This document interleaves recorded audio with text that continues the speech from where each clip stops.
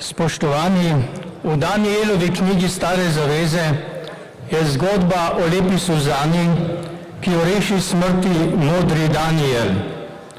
Zgodba pravi, da sta dva sodnika, takratna voditelja ljudstva, dva siva strica, zalezovala lepo Suzano. Ker jo je zavrnila, sta se ji maščevala s krivo ovadbo, da je prešuštvovala z nekim mladeničem. Kazen za to je bila smrtna obsodba s kamenjanjem. Ova duha sta bila hkrati njena sodnika. Ko so Suzano peljali na morišče, se pojavi deček Danijel s predlogom, da oba sodnika ločeno zaslišijo. Na vprašanje, pod katerim drevesom sta jo videla, eden odgovori pod akacijo, drugi pod hrastom. In obsodba je doletela oba sodnika, ova duha, nedolžna Suzana pa je bila oproščena.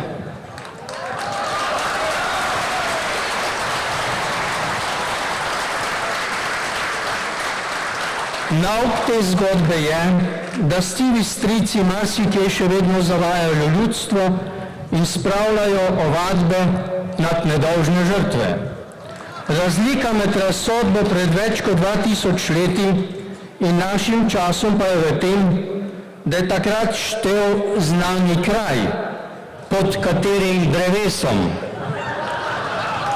in ne indicni krog.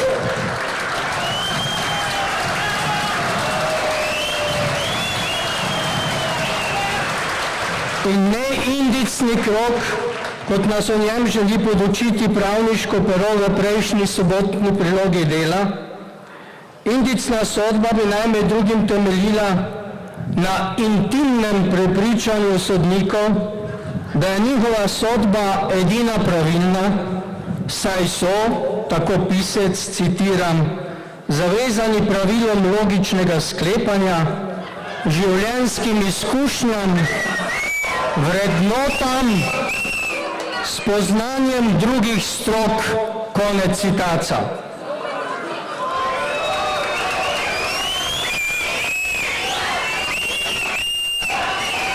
Spoštovane gospe in gospodje, nezaupanje slovenskemu sodnemu sistemu ima dolgo brado. Začelo se je z revolucionarnim pravom, ki je sodilo po indicih ideološke pripadnosti in razredne sovražnosti. Nadaljevalo se je s pravno zaščito vseh, ki so direktno ali politično sodelovali v pravnem sistemu prejšnjega totalitarnega režima.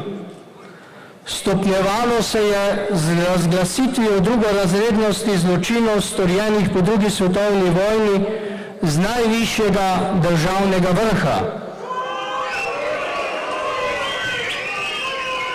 Nadaljuje se s sodnimi postopki zoper verbalne delikte in z obsodbami domnevnih dejanj, za katera se ne ve, ali so bila storjena pod akacijo ali pod hrastom, hkrati pa z zavlačevanjem do zastaranja ali oprostilnimi sodbami v več kot očitnih primerih kršenja zakonov in napada na človekovo dostojanstvo.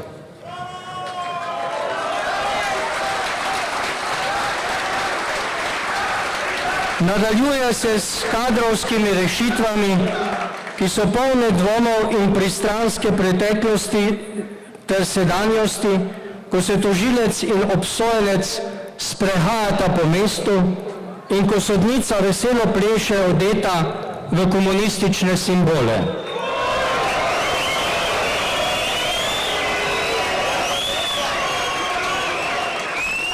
Nadaljuje se tudi z zakonodajno latovščino, ki je za nas laike postala popolnoma nepregledna in nas prej ogroža kot varuje, saj so sodbe v imenu ljudstva polpismene in neberljive.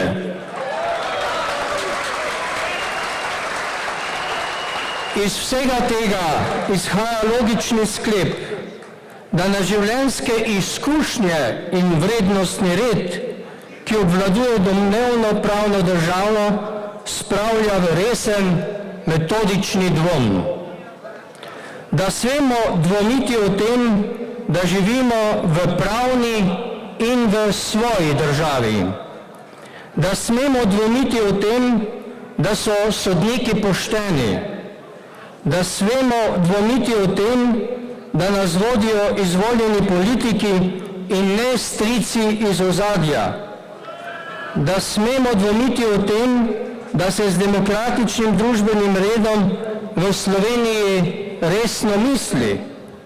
Da smemo dvomiti o tem, da mediji niso v službi ideoloških in kapitalskih botrov. Da smemo dvomiti o tem, da je konec revolucionarnega nasilja, ki se nadaljuje z modernimi, prefinjenimi triki in sredstvi.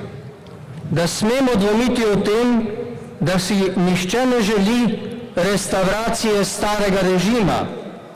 Da smemo dvomiti o vsem, kar se nam predstavlja kot uspešno, napredno, moderno in zgolj ter samo v prihodnost zazrto. Ker o vsem tem in še marsičem drugem dvomim, podpiram Majniško deklaracijo 2014 kot program tudi moje domovine za prihodnost in to pod slovensko lipo in ne pod akacijo in hrastom.